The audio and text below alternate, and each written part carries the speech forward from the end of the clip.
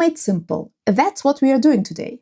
If you're new to Kubernetes, Helm can feel like this weird extra layer everyone uses but nobody really explains. So in this video, I am answering the top 5 Helm questions beginner ask, clearly, visually, and without the fluff. Plus a bonus tip to help you find high-quality charts without endless Googling. So let's get into it.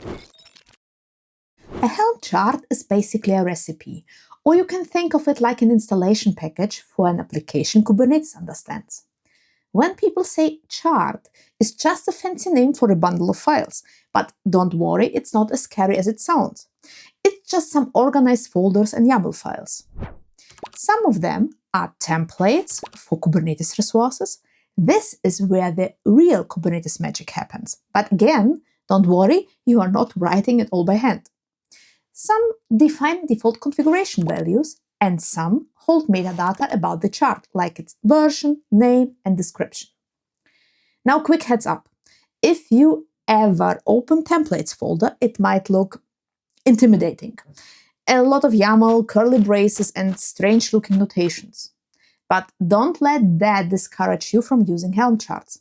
Understanding how templates are built is actually more of an advanced topic and mostly relevant if you want to create your own charts or heavily customize existing ones. For getting started and using public charts, you don't need to touch that stuff at all. And hey, if you are curious about how those templates work or want a breakdown on all the weird syntax, drop me a comment and I gladly make a follow-up tutorial just for that. So in a nutshell, every Helm chart is built from 3 main parts: a templates folder, a values file for default settings, and chart YAML with some metadata.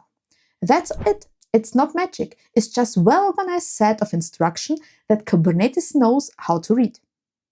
Alright, so now you know what a Helm chart is made of, but what actually happens when you use one? Like, what does Helm really do with that chart? That's where the Helm releases come in. So when you install a Helm chart, Helm doesn't just throw those files into the cluster. Instead, it creates something called a release. You can think of release as a deployed instance of your chart with a specific name, configuration, and version. It's kind of like chart plus values equals release. And you get to name that release, by the way, which is why you often see commands like this.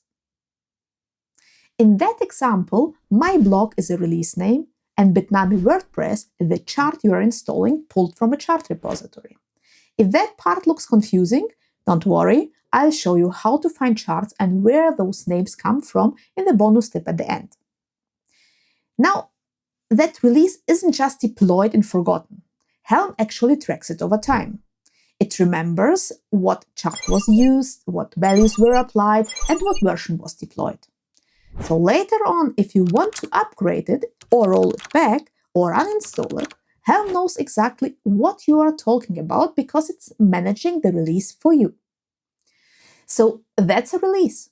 It's your chart brought to life in your cluster with a name, config, and a history Helm can manage for you. You might be thinking, this sounds cool, but couldn't I just skip Helm and apply everything directly? That's totally a valid question and a good one. Let's talk about it.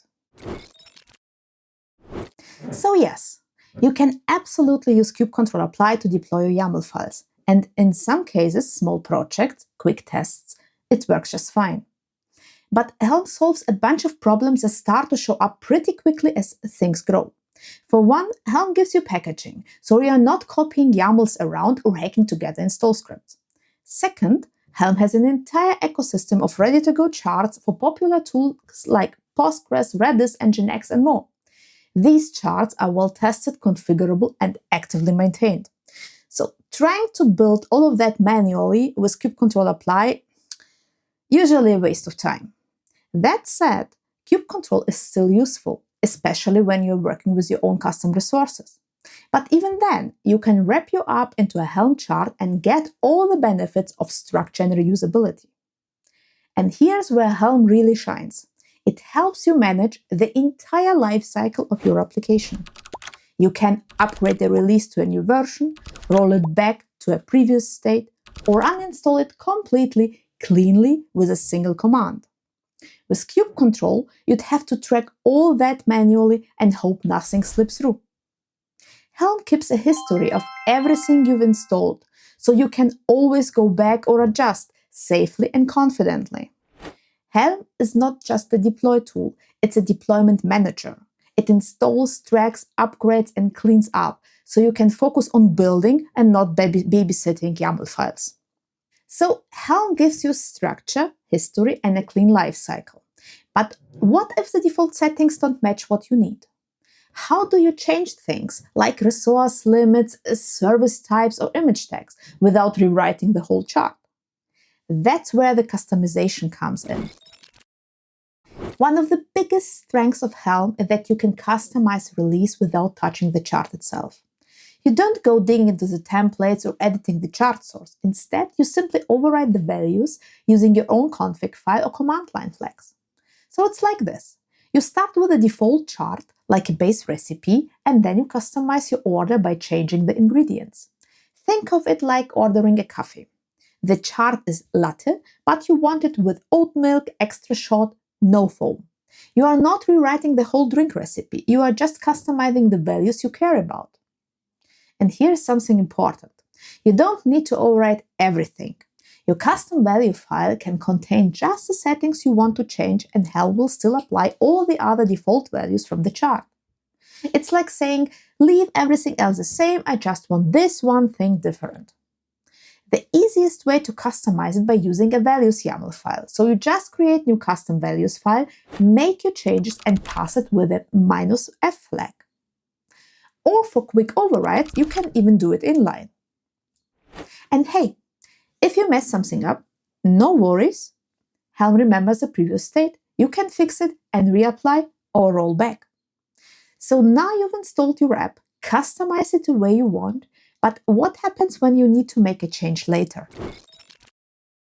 All right, you've got your chart installed. It's customized, it's running great, but what happens when something changes? Maybe you want to bump a replica count, or to try a new image version, or you want to undo something which didn't work, or you want to remove the application altogether. This is where Helm really shines, because it manages the whole life cycle of your app. Let's say you want to update your app. Just run simple upgrade command. This applies your changes to the existing release. Helm compares the new values with what's already running and updates only what needs to change. Something go wrong? No problem, you can roll it back in one line. Each upgrade is saved as a revision, and Helm lets you jump back to an earlier one at any time. And when you are done with the release entirely, just uninstall it. That removes all the Kubernetes resources Helm installed, no leftovers. So Helm's not just about installing things, it's about managing the full journey. From install, to updates, to recovery, to a clean removal, all in repeatable version way.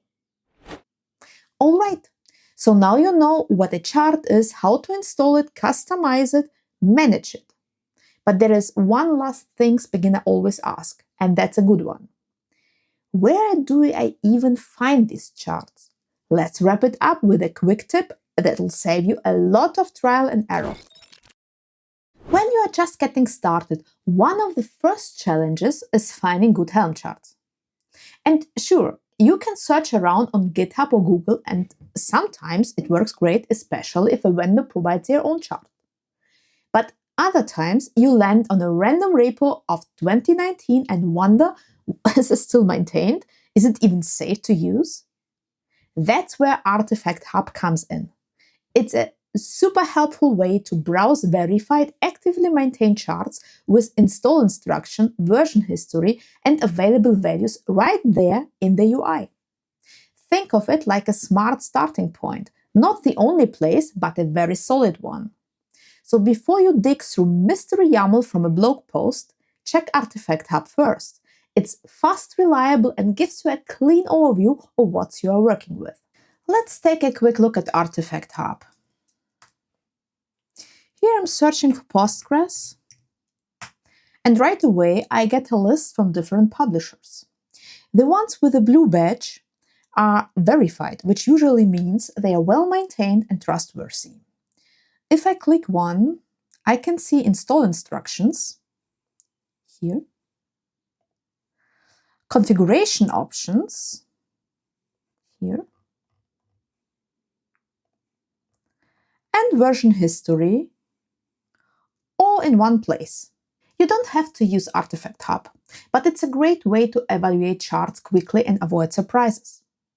You still find great charts elsewhere, especially from trusted vendors, but now you've got a tool to compare and evaluate them with confidence. All right, now you've got a solid grip on Helm, what it is, how it works, and how to actually use it without getting lost in the YAML. Let's quickly recap. So here's what we've covered today. What a Helm chart actually is, what a release means, why Helm is more than just kubectl apply, how to customize charts with your own values, and how to manage the full app lifecycle, upgrades, rollbacks, and clean removes. Plus the bonus tip, how to actually find high-quality charts without wasting time. If you found this helpful, feel free to hit like. It helps others find this video too. And if you are just starting with Helm, I'd love to hear from you. What's your biggest Helm question right now? Drop it in the comments, I might cover it in the future video. Thanks so much for watching, and I see you in the next one.